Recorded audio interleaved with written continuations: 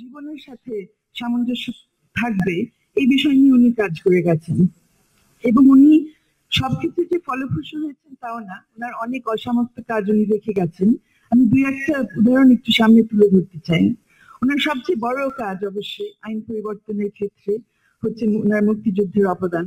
যেহেতু প্রথম বক্তা যেটা বলেছিলেন যে উনি নতুন রাষ্ট্র তৈরি করা, পুরনো একটা রাষ্ট্র ভাঙা, একটা রাষ্ট্র কাঠামো ভাঙা এবং নতুন রাষ্ট্র এবং রাষ্ট্র কাঠামো তৈরি করার ক্ষেত্রে বিশাল অবদান রেখেছেন।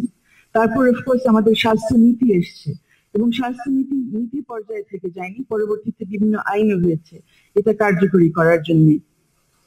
একই সাথে এবং এই ক্ষেত্রে আমি বলবো ওনার কাজটা অনেকটা অসমাপ্ত। ওনার নিজের ক্ষেত্রে যখন উনি বিএম এর মধ্যে জবাবদিহিতা আনার চেষ্টা করেছেন, ওনার ক্ষেত্রে যে অন্যায়টা করা হয়েছে সেই ব্যাপারে উনি জয়ী হতে পেরেছেন, কিন্তু ওই জায়গাটাতে এখন পর্যন্ত জবাবদিহিতা সার্বিকভাবে আনা সম্ভব হয়নি। উনি একা অনেক চেষ্টা করেছেন কিন্তু সবগুলো করতে পারেননি। অন্য দিকগুলো যদি দেখি, আমরা অনেক সময় ন্যায় বিচারের কথা বললে বা বিচারের মাধ্যমে আমরা কি চাই, আমরা অনেক সময় শুধু শাস্তির কথা ভাবি যে কি করে মানুষজনকে শাস্তি দেওয়া যাবে, কি করে জেল খাটানো যাবে কাউকে।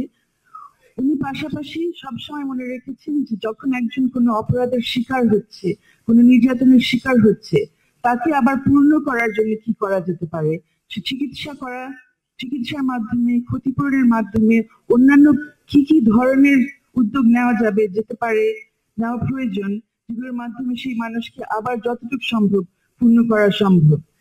দুটো বড় উদাহরণ আমাদের চোখের সামনে আছে।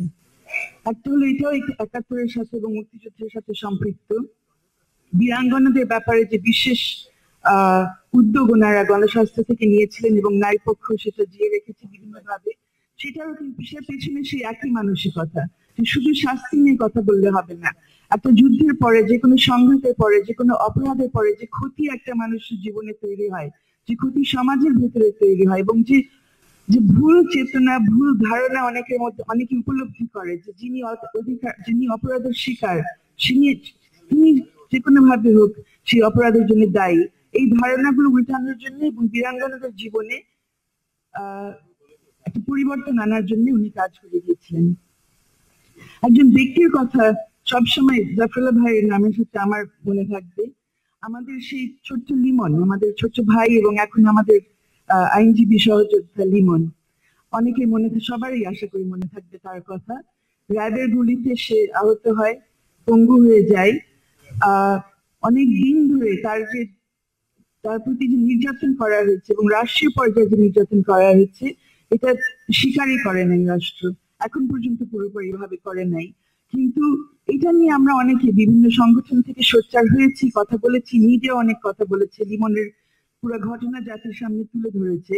কিন্তু লিমনের জীবনের পরে কি হবে, ওই মামলার পরে তার পার্সোনাল লাইফে কি চেঞ্জ আসবে, সে কি সারা জীবন সেই লিমন নির্যাতনের শিকার এই স্টিগমা বা এই সাইনবোর্ড নিয়ে সে থাকবে, সেটা আমরা অনেকে হয়তো সেটা নিয়ে চিন্তাও করিনি।